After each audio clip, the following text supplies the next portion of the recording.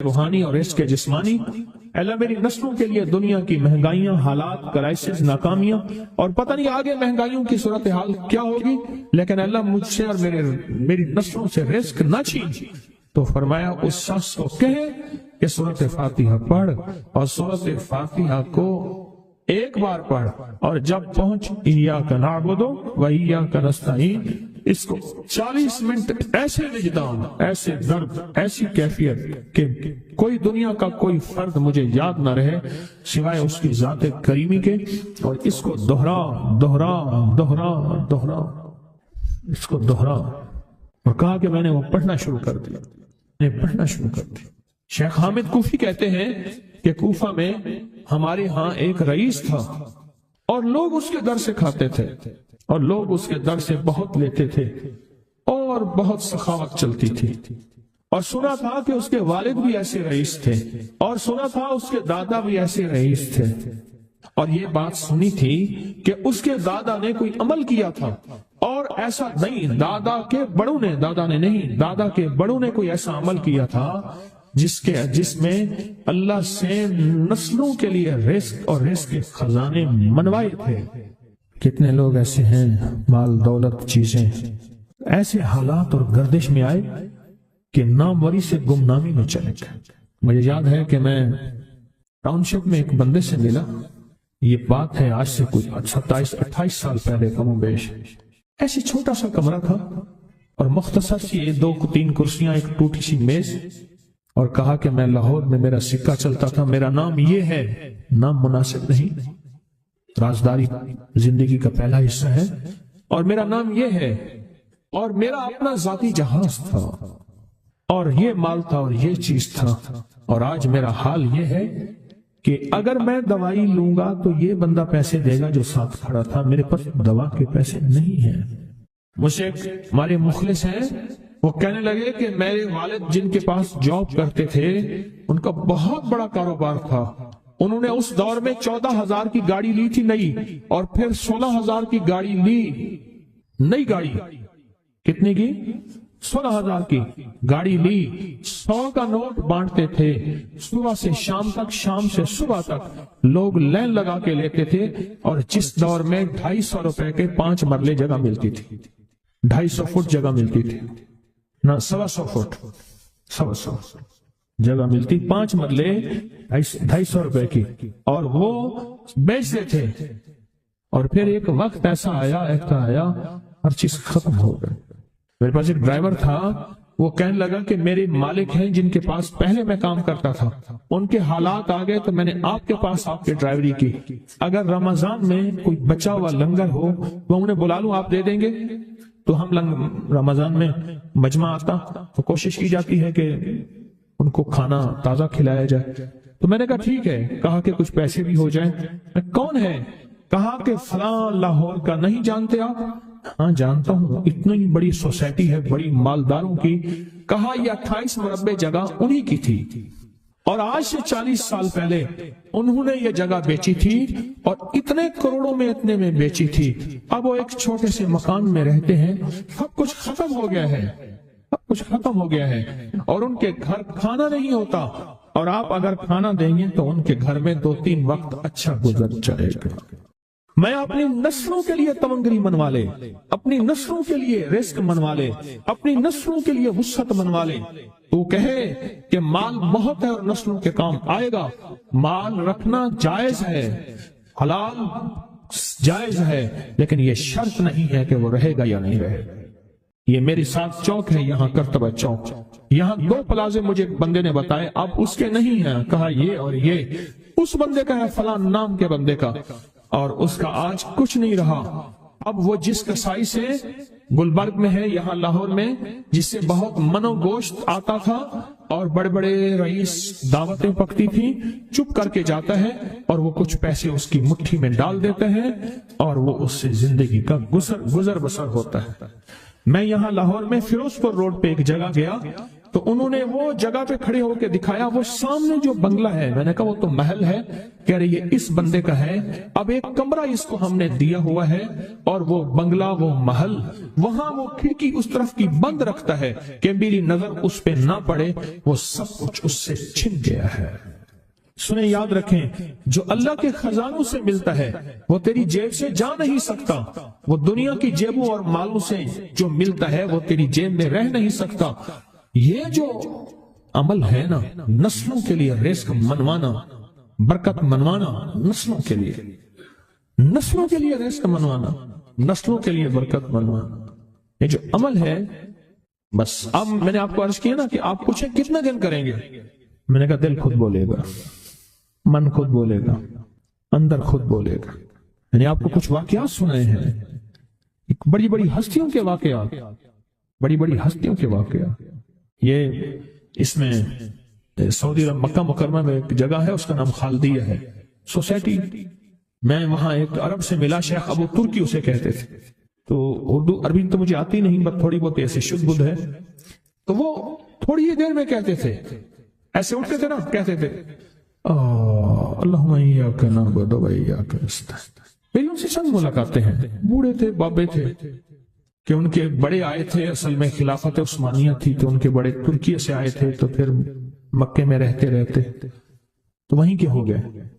ان کا جو خادم تھا وہ اردو بولنے والا تھا اور انڈیا کا تھا، اس سے میرا تعلق تھا۔ تو میں نے اس سے پوچھا، میں نے کہا تیرا جو ہے یہ بابا یہ کیوں پڑھتا ہے؟ یہ پتہ نہیں، میں سے پوچھ کیوں پڑھتا ہے؟ اس نے کہا جلالی بابا ہے تو کہے گا مجھ سے، میں نے کہا میرا کہے، اچھا وہ میرے اشارے دیکھ رہا تھا، تو اس نے ابھی سے پوچھا کیا کہتے ہیں؟ اس نے ڈرتے ڈرتے کہا کہ جی آپ یہ کیوں پڑھتے ہیں؟ تو بڑا خوش ہو گیا، کہنے لگا پہلا بندہ ہے جس نے مجھ سے پوچھا، آج تک کسی نے پوچھا نہیں، پہلا بندہ ہے جس نے مجھے یہ پوچھا ہے۔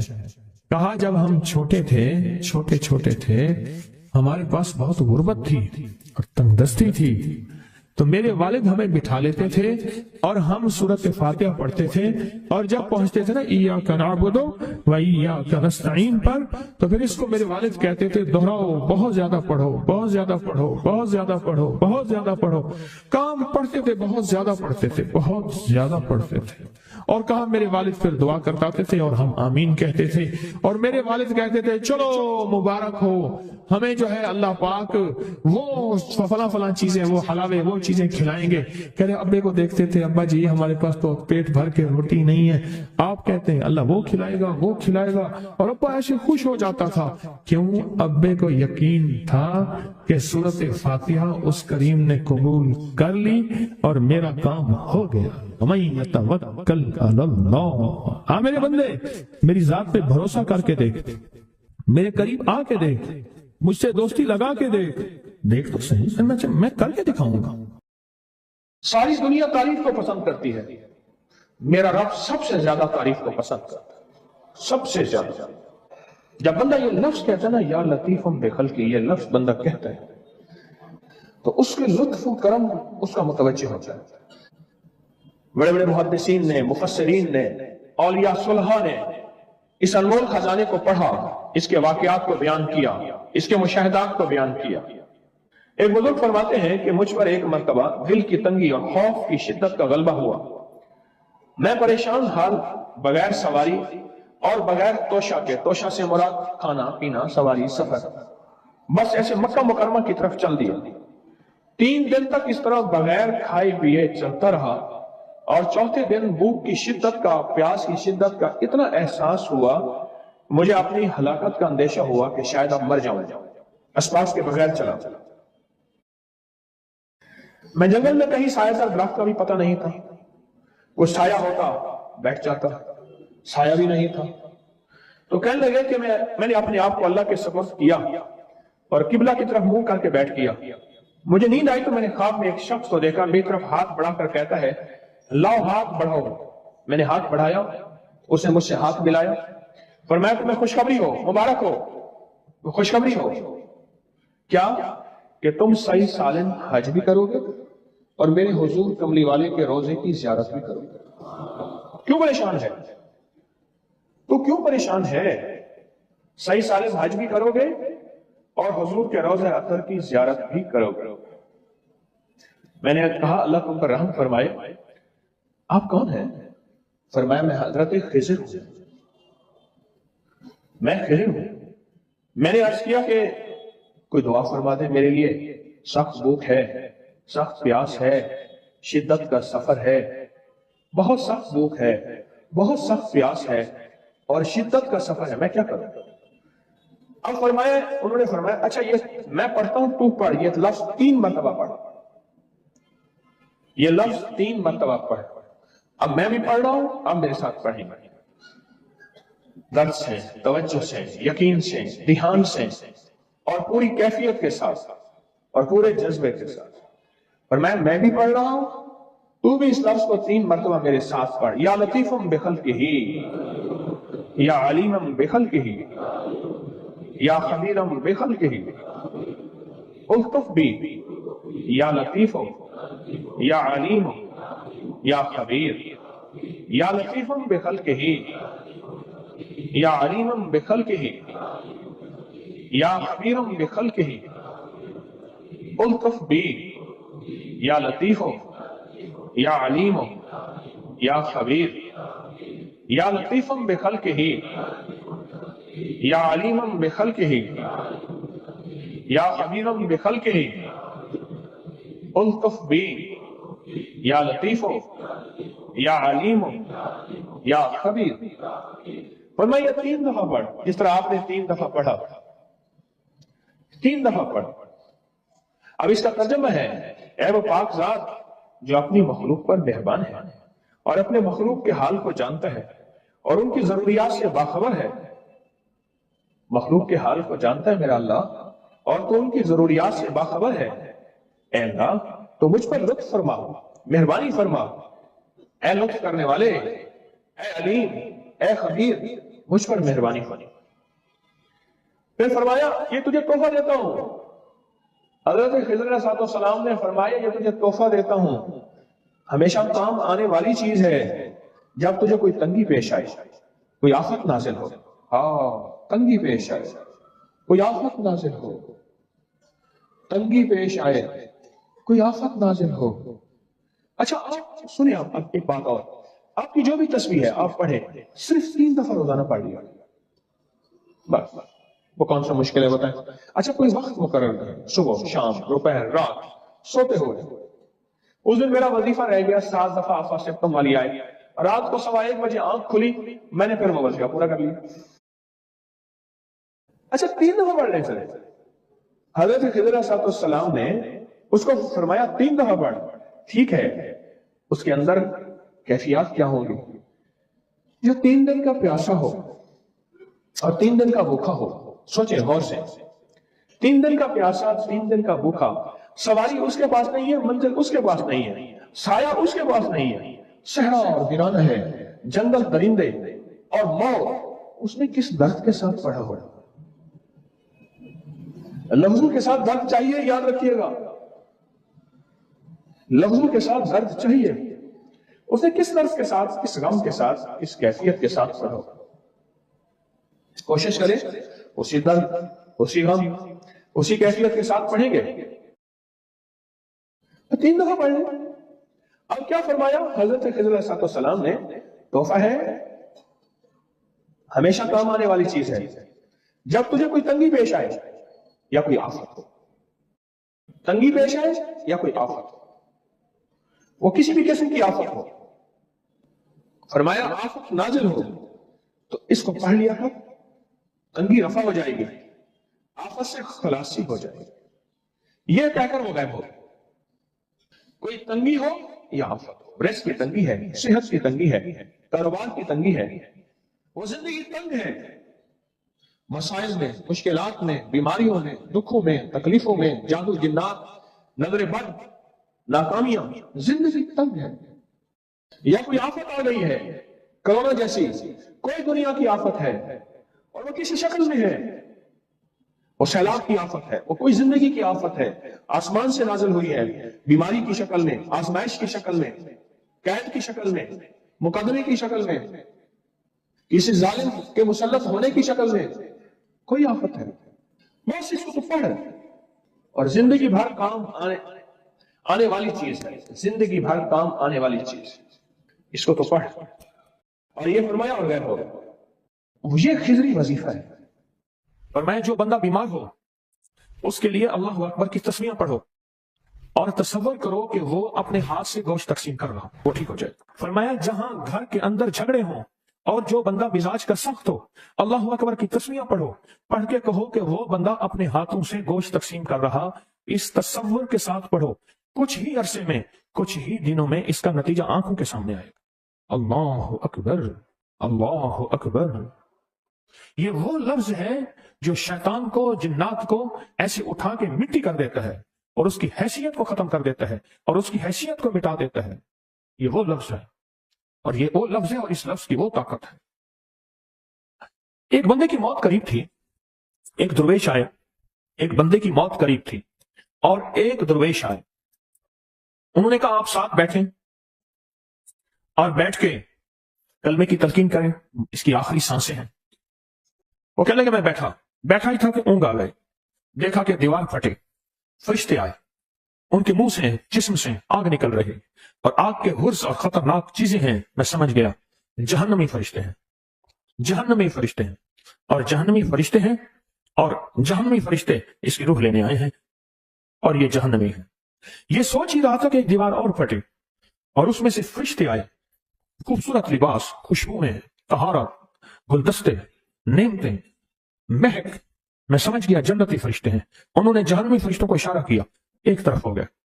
जन्नती फरिश्ता एक आगे बढ़ा, उसने उस मैयत की जबान को पकड़ के नचोड़ा, पेट को सूंघा, पांव को सूंघा, ये तीन चीजें, और इनकार किया कि कुछ नहीं है। अब ये मायूस होकर जाने लगे तो जहन्नमी फरिश्ते आगे बढ़े कि अब हमारा हक है, यानी ये अब जहन्नमी हक है, जन्नती हक नहीं है। लेकिन उनमें से एक फरिश्ता, उनमें से एक फरिश्ता, इनमें से उनमें से एक फरिश्ता जो है, उनमें से एक फरिश्ता फिर आगे बढ़ा और उसने जुबान नचोड़ी और जुबान नचोड़ती कहने लगा अल्लाह अकबर। दूसरे फरिश्ते ने पूछा क्या हुआ? कहा फला मुल्क में, फला जगह पे इसने अल्लाह की एक कुदरत के मजाहिर और मनाजिर देखे थे और इसके मुंह से बेसाख्ता निकल गया था अल्लाह अकबर, और वो कोई कबूलियत की घड़ी थी। उसी वक्त अल्लाह ने इसकी बख्शिश कर दी थी, लिहाजा इसकी बख्शिश का सामान था। कहा क्या किया? कहा जुबान इसलिए नचोड़ी कि क्या इसकी जुबान में कोई अल्लाह का जिक्र के असरात हैं? पेट इसलिए सूंघा कि क्या कोई रोजे की बरकत है? पांव इसलिए सूंघे क्या अल्लाह और खैर की तरफ उठने वाले कदम जो आप हजरात तस्वीर खाने की तरफ चल के आए हैं, क्या इन कदमों की धूल और बरकत है?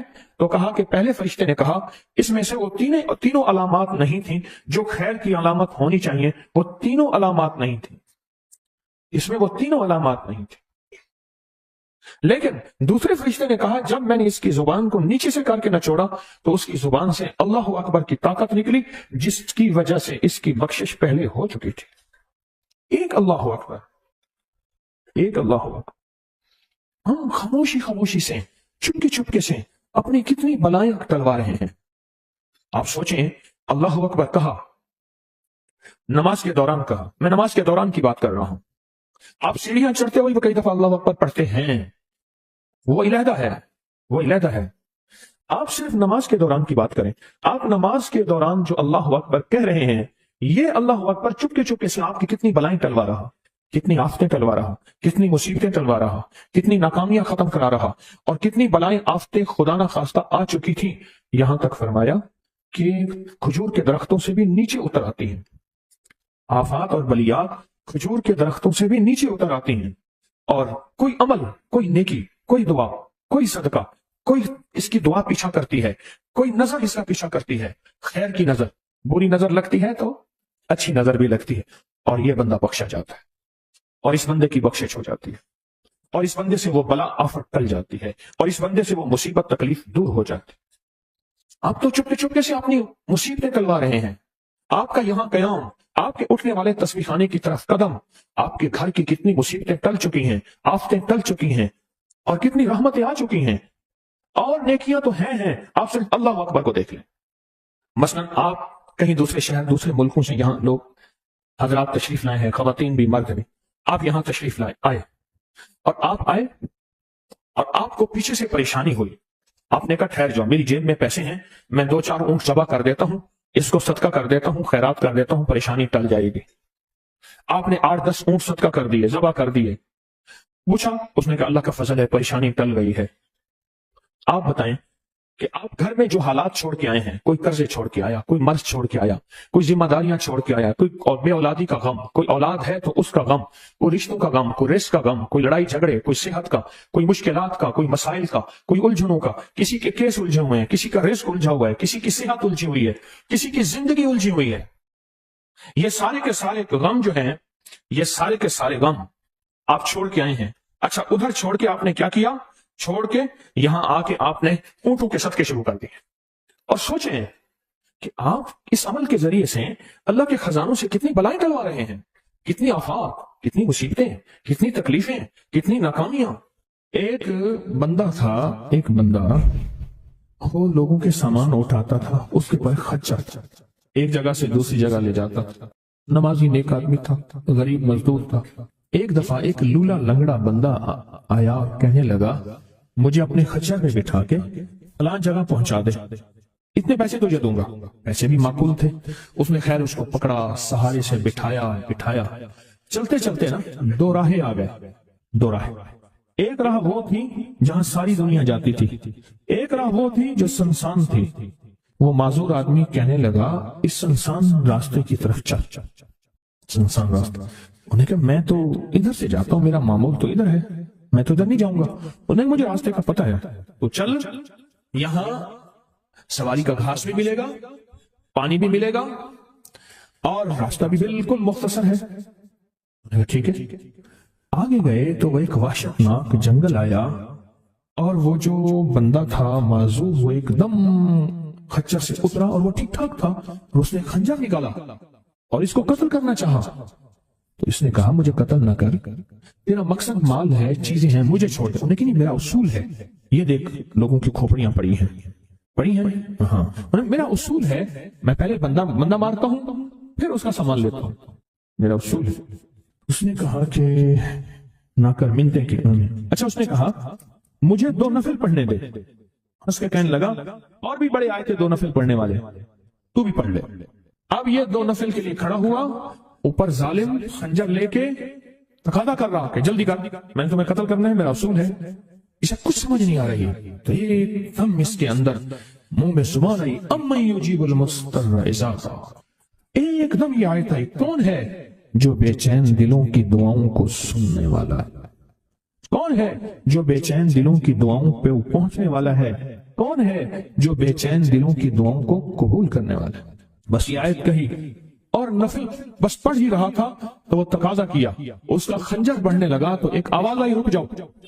آسمانوں سے آواز آئی، رک جاؤ، کڑکدار خوفناک آواز تھی۔ تو یہ جو خچر سوار تھا یہ رک گیا، پھر آگے بڑھنے لگا، پھر دوسری بار آواز آئی، رک جاؤ، پھر بڑھنے لگا۔ ایک گھوڑدار آیا، ایک گھوڑ سوار آیا، اس کے ہاتھ میں ایک غرض تھا، اس نے اٹھا کے اس کو مارا، اس ظالم اور قاتل کو، وہ گرا، اور جہاں وہ گرا تو وہاں آگ کے شعلے۔ اور وہ جب جانے لگا، یہ کہنے لگا اب کون ہے؟ کہا میں اس آیت کا غلام ہوں، موکل ہوں، موکلات، اس آیت کا غلام ہوں، موکل ہوں۔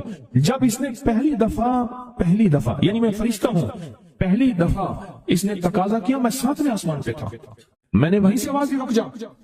جب دوسری دفعہ اس نے تقاضا کیا، میں پہلے آسمان پہ تھا، میں نے وہیں تقاضا کیا، رک جا۔ بس اس کے بعد پھر میں نے آپ کے اس کو مار دیا اور اس کو ختم کر دیا۔ اب بتائیں کہ ہم فرشتوں کو اپنی مدد کے لیے کیسے بلائیں؟ تاریخ بھری ہوئی ہے انسانیت کی، تاریخ بھری ہوئی ہے کہ فرشتوں نے انسانوں کی مدد کیسے کی اور ہر پل ہماری کیسے کر رہے ہیں۔ اگر حدیث میں آتا ہے، میرے آقا کا فرمان کا مفہوم ہے، اگر اللہ فرشتوں کو تمہاری حفاظت اور مدد کے لیے نہ بھیجتا تو اتنی بلائیں ہیں، اتنی بلائیں جو زمین پہ اور زمین کے خلاؤں میں اور زمین کے نیچے موجود ہیں، یہ تمہیں ٹکڑے ٹکڑے کر دیں، ریزہ ریزہ کر دیں، تہس نہس کر دیں۔ اتنی تو ہیں، اللہ فرشتوں کی حفاظت اللہ نے لگائی ہوئی ہے۔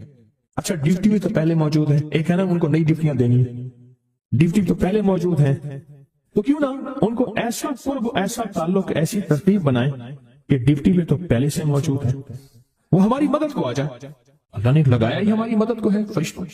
اچھا چلو ہماری مدد اور بتاؤ، ایک اور مدد پہ اللہ، اب یہ فرشتے فارغ ہونے والے ہیں تھوڑے دنوں کے بعد، اللہ کہے گا روزے دار کے لیے سارے فارغ ہو جاؤ۔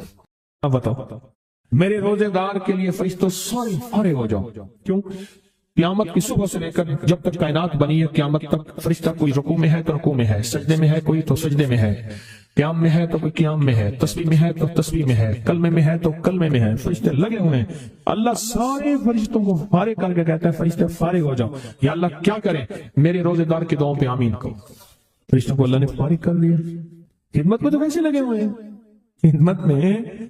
آج ایک کال پہ مضمون کھلا ہے مجھ پہ، آج کی کال آئی ہے، پتہ نہیں کسی ملک سے آئی ہے، اور انہوں نے کہا کہ آپ کے درس میں میں نے سنا تھا، اور جب بھی مشکل ہوتی ہے فرشتوں کو پڑھ کے ہدیہ کرتا میرے کام ہو جاتے ہیں، وہاں سے میرا پھر ڈیٹا آنا شروع ہو گیا۔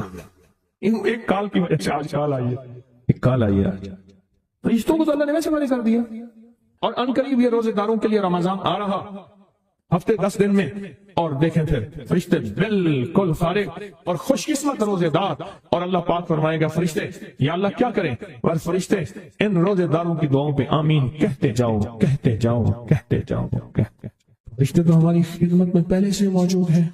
یہ تو کوئی نئی کہانی ہے، یا میں آپ کو کوئی نیا انداز بتا رہا ہوں، آج تک ایسا ہے نہ سنا، نہ سوچا، نہ دیکھا، نہ پڑھا، نہ پرکھا۔